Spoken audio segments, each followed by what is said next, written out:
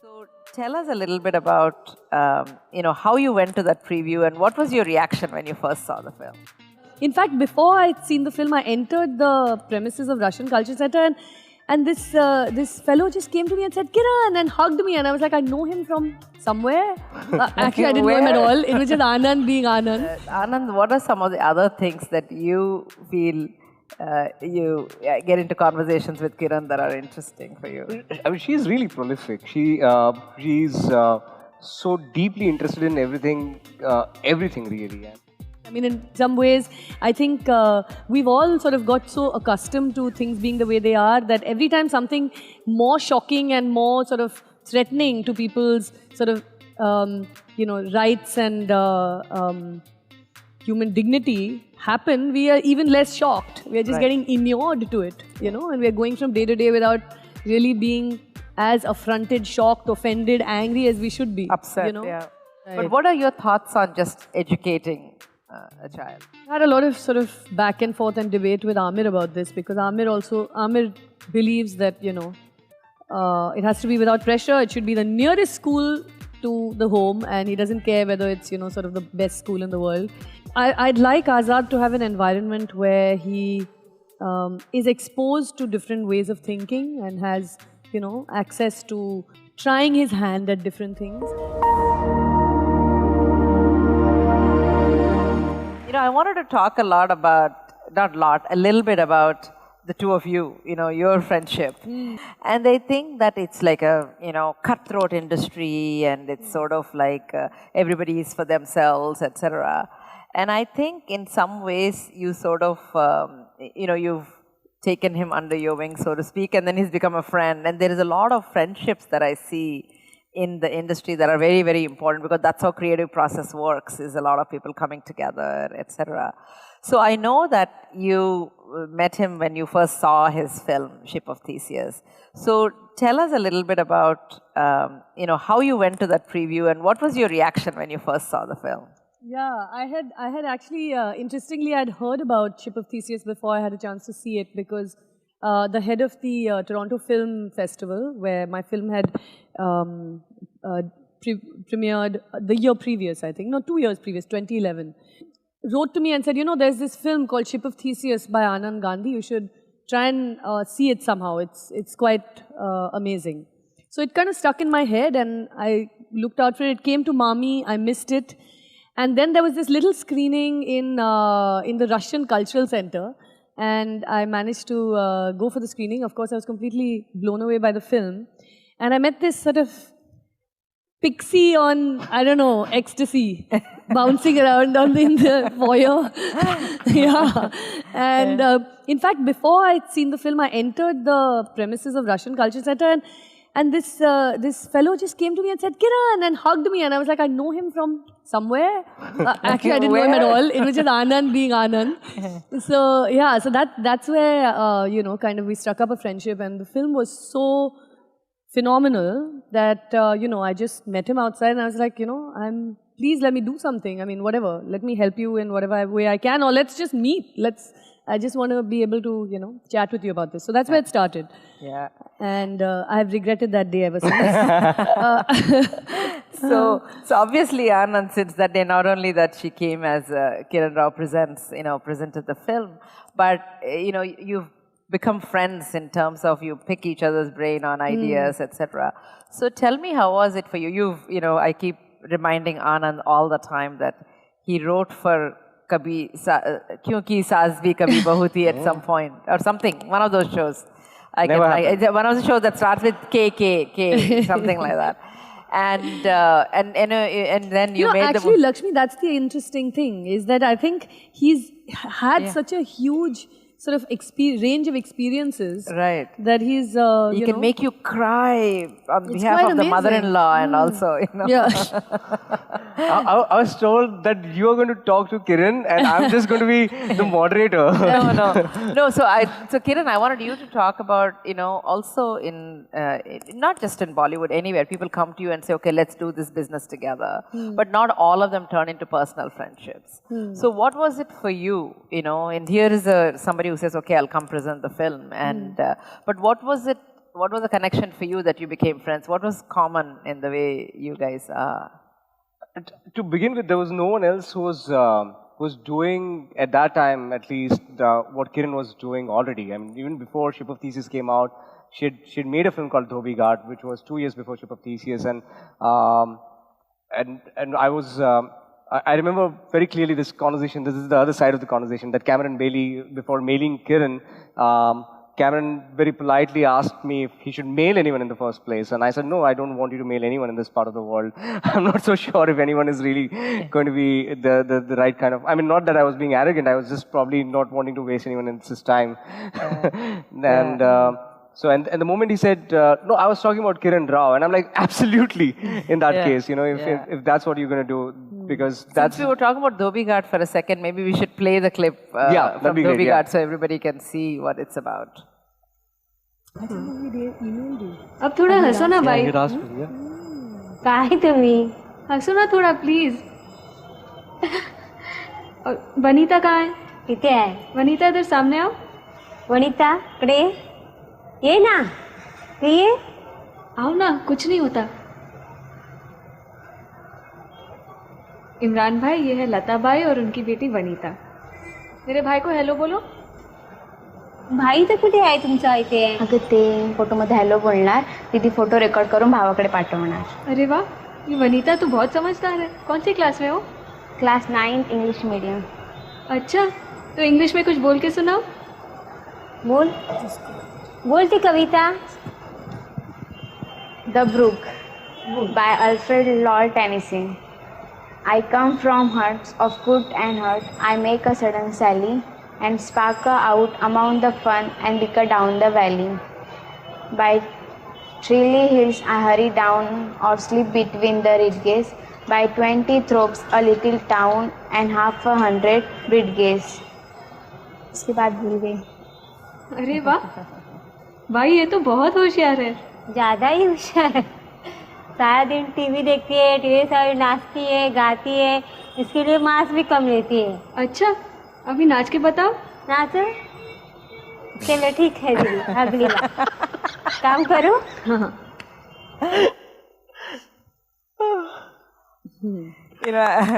Actually, last night we were talking about which shot would we play, and one of the reasons we picked this is that I think in your movies you catch the characters of sort of the people we don't watch mostly. I mean, there's a lot of people who we just take it for granted, but they have a personality, they have a life, and if you see Dhobi Ghat, all the characters are very normal, regular people. So what's it in your filmmaking that you wanted to show? Are you a documentarian of human behavior or observer, or you want to represent characters that don't usually get represented? Or what makes you decide to make that movie and those characters? When I think about how I decided to write these characters, I never really can pinpoint at what point these kind of ideas came in. But I think all of us sort of observe people around us, and we live such sort of, dichotomous lives where we have, these people working for us who can't sit at our table, who can't, do so many things that we, do ourselves. A whole working class that we keep so separated from ourselves. And we see it every day, and we've come to sort of just accept it, and we just, we find it so normal. Yeah. And that's always bothered me, and I've always kind of like tried to deal with that. And I suppose that found its way into these characters. I didn't, I sort of started with a Dhobi, and then, all the these rest of other the characters came, emerged. yeah, sort of. So actually we both were wondering who was the toughest person to direct in this film. Interesting. Actually, it was because all of them except Amir were first-time actors. I think for Prateek it was particularly hard because he was the only person who had to perform something completely other than his own personal experience. Yeah. And that was one of the reasons. In the beginning, we actually went out to try and cast from among dhobis actually, and people who work with their hands and have a particular sort of life of their bodies, which most of us don't have, and we just didn't find anyone suitable. So then we started testing people. And when we kind of screen tested him, he just had the right sort of, there's something about Pratik where he has a sort of sense of sadness built into him. You know, That vulnerability his and vulnerability sadness, and sort of, you know, exactly. Vulnerability is the right word. Yeah. And, but he, and his skill set was very like sort of instinctive. He didn't have any acting sort of background in that sense. He hadn't really trained. So we really worked very hard on him, you know, getting him to try and actually do the work and work on language because he was a very English speaking sort of background. So actually it probably was him. Yeah. Yeah. So, you know, you make films and you're involved in a lot more things than making films. Actually, you have taken on Mommy now to revive it and make it successful. And Anand, what are some of the other things that you feel you get into conversations with Kiran that are interesting for you? I mean, she's really prolific. She's so deeply interested in everything really, and she's really interested in how we're going to solve our current situation. I mean, that's one thing that I see her obsessively think about.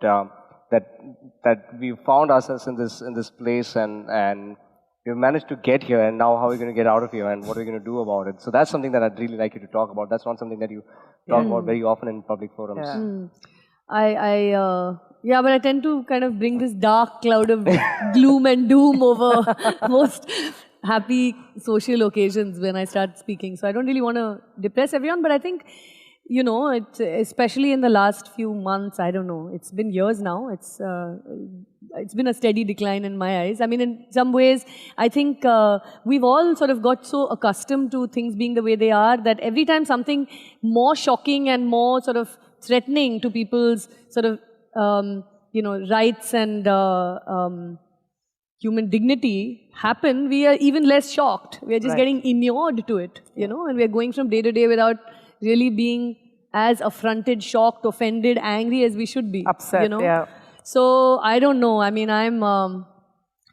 So what is one of the issues that really bothers you? Oh, there are too many. I think, and if there's, you know, you don't even, this current newspaper situation, I don't even think I need to get into. Everybody's sort of, I'm sure, on the same page about what's going on. But you know, there's Anand, and I was sharing with Anand this new kind of insight I had when I saw this book of photographs by Sudharak Olve. He's been a news photographer for a long time, and he recently published this book, I think, that was funded by Mr. Tata, called In Search of Dignity and Justice. And it's a sort of a photographic record over quite a few years of the kind of sort of caste and subcastes of Dalits who are forced to work in gutters and clean gutters manually in our city of Mumbai. And it's you know, we always think that things are not quite as bad, and, you know, we are going to be a world city, of course. But, you know, this continues, and up until 2012, there was absolutely, 2013, I think, there was no law actually banned, you know, of course, Court, everyone saw Chaitanya's film, which talks about it, but there was not even a law to kind of outlaw this, when there are machines to do this work, and people die doing it so frequently. And, you know, generally talking to him, he's also from that caste and has experienced within, you know, the whole culture then that surrounds it, the socio-political fabric of that class of people, the way they're sort of treated, how divided they are actually amongst themselves, and how hard it is then to fight for rights. And, you know, I told Anand that, you know, we work in this medium that is actually creates dreams and gives people hopes and aspirations, and really we have to make something that's really mainstream and broad-based, that addresses things like this that goes on in our city outside our doors. Just forget the guys who go into the gutters, I mean garbage collectors in this city. You know, it's quite appalling, and, you know, we should do something in the, you know, that we can, in the way that we know how to do something, because clearly everybody can't give up their lives and protest. So increasingly in the last year, I've seen that Kiran, each time I jump around at the and Anand makes everything into a sci-fi film. Okay, and then there's this world. where these creatures, you know, so it's like, yeah. And People are cleaning the gutters, and then there is a creature that comes and out. then technology somehow finds its way into every film, of course. So when it's the Anand. moment I'm like, I'm really excited. The announcement. Let's make this of, 3D. Yeah. Oh no, VR. What? No, VR. Okay, not 3D. 3D is so like, yeah. Yeah, passe. Like, so the moment I'm like announcing the latest inference that scientific inquiry has produced, or the latest discovery that's come our way, the latest technological solution that we have found. Increasingly, I think Kiran has been talking about something that's very, very important, about the dissemination of existing technology. There are technological solutions that are a century old and have still not found their way into places where they really need to be used. Vaccination. Water. I mean, water. can you imagine that we struggle for water? For clean water, It's just ridiculous. And Just, you know, that it's And there's a constant conversation about, as culture creators, I mean, and dissemination of technology, dissemination of anything of solutions is going to use a vehicle, and that vehicle could perhaps be culture, and it's been a decent vehicle for a while, and it can be done with more precision, and that's something that I think we've been talking about more and more often.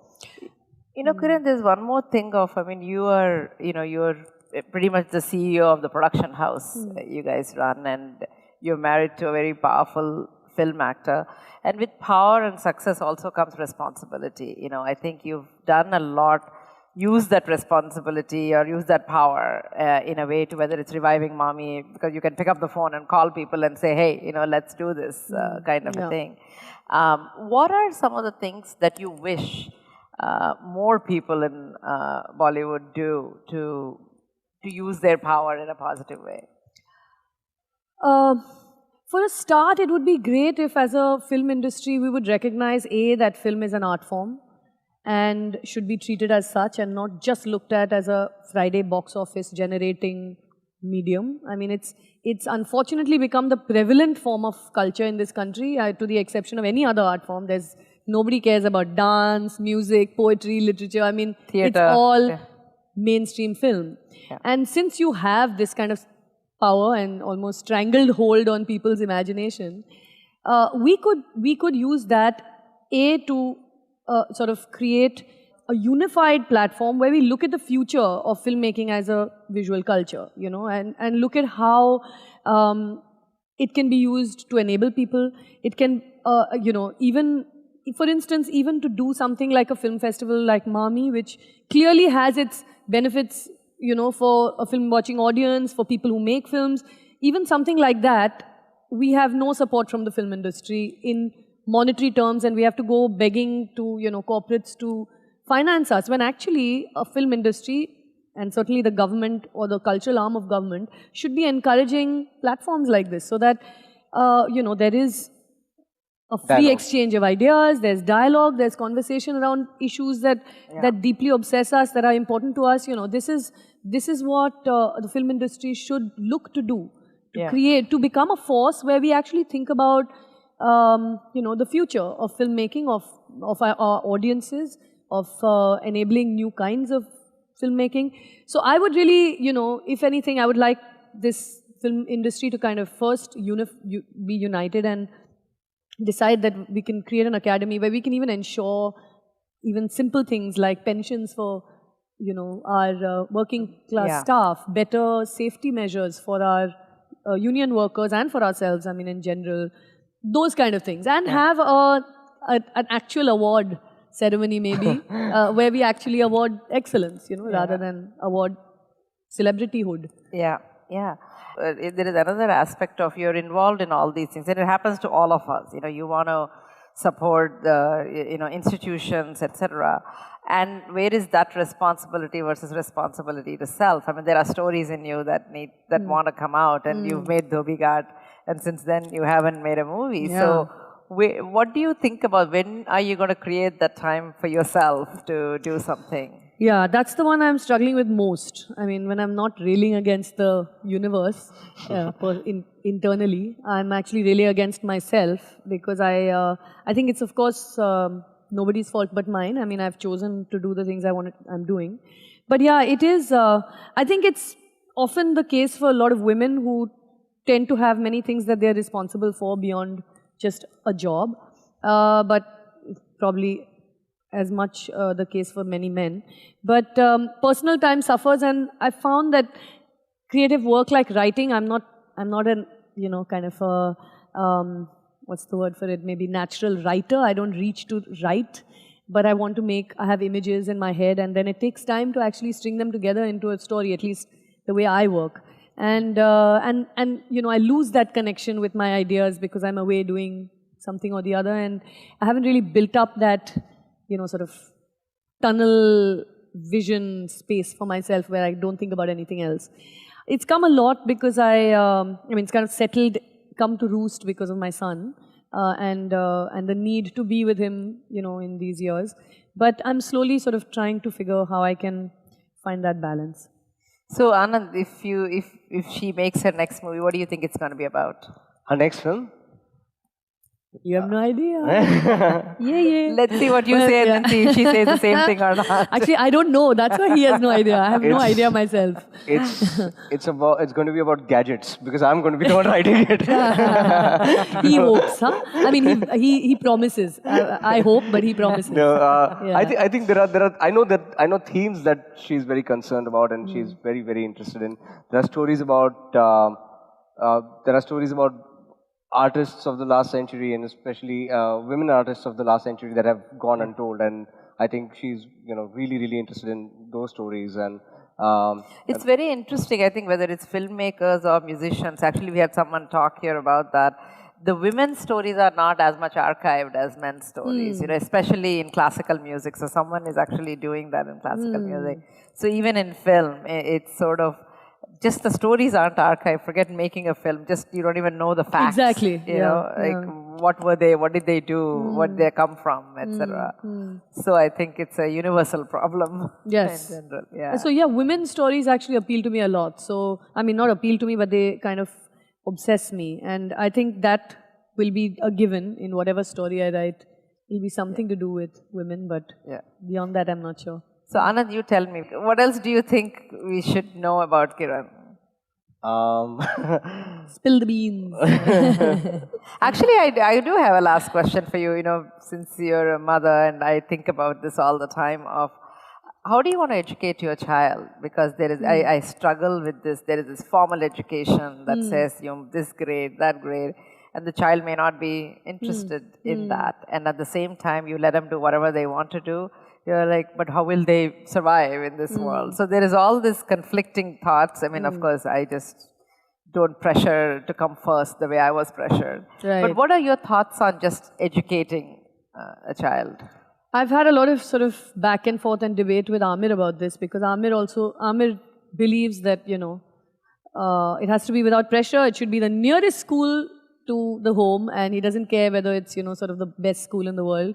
I'd like Azad to have an environment where he is exposed to different ways of thinking and has, access to trying his hand at different things. And it's interesting how there's this hierarchy in subjects where it's always math and science at the top and the arts right at the bottom, humanities somewhere squashed in the middle. And, you have, within that, you have hardly any schools that offer you drama or, dance. It's more music or painting, So I really hope that he has access and sort of exposure to all these things. And of course, school is just part of it. We'll make up the rest of it. But so long as it's a school that doesn't have too many doctrines and, kind of like indoctrination in any one school of thought or, sort of rigidity. Any rigidity in that sense.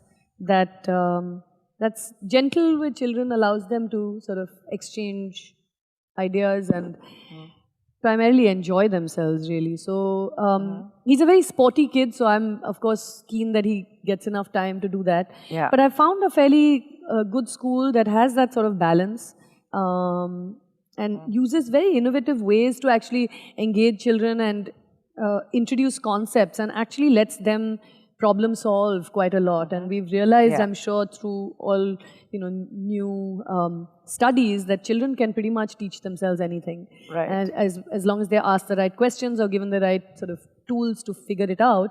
And I would be happy if wherever he goes, that sort of approach is used. And it's not top down and, you're not allowed to ask or analyze or interpret, which I think is the most important part of education. Okay. So that's the end. My last question to you is, if you were to meet someone from a different field, what kinds of people would you like to meet? Like, for example, when people ask me, I'm fascinated by brain scientists, like how do And they she makes even it find happen. So Last month she asked me, who do you want to meet? I said V.S. Ramchandran, and she made it happen. So this is like a wish list. Ooh, I would love to meet V.S. Ramchandran. Yeah, the brain actually really does interest me a lot. And someone like V.S. Ramchandran, I mean, I've realized that whenever I look at listening to people speak, it's either people who've worked in education or people who've worked in sort of, kind of brain sciences, psychology, cognitive sciences, and things like that. Those are the things that interest me. Technology, I found, doesn't speak to me so much because I'm always like, for some reason, I'm like, I actually, Lakshmi, always wonder, how can I get internet on my phone? And like, in a second, I am typing something and a billion results come up in a fraction of a second. Where is it coming from? Like, So here's what the is thing. this cable that's under the ocean that's giving me, it boggles my mind. It's all in zeros and ones. Yeah. So here's the thing. I asked my grandmother what's going on. I really wanted to know how she makes sense of this. Yeah. So I asked her, what do you think is happening when I'm traveling and you are Skyping with me? What do you think is going on? And this is what she had to say. She said, she said it's exactly like the rain. So I said, please elaborate. And she's like, well, things are evaporating from me. It's probably light, and it's getting captured in this thing in front of me, this computer in front of me, and that is further sending it, disseminating it in the skies. Oh wow! And there it's coalescing into clouds, and these it's clouds raining down. float away to where you are, and it showers right on you, and it comes right into your machine. I thought that's like pretty. I close. can That's pretty see where accurate. you get your thinking from. Yeah, that's like pretty I accurate. mean, I that's thought. really accurate. Yeah. Yeah, and that happens. I mean, that technology is quite, It is fascinating for me. I mean, I can't get my head around it. Yeah. Great. So thank you very much for being here.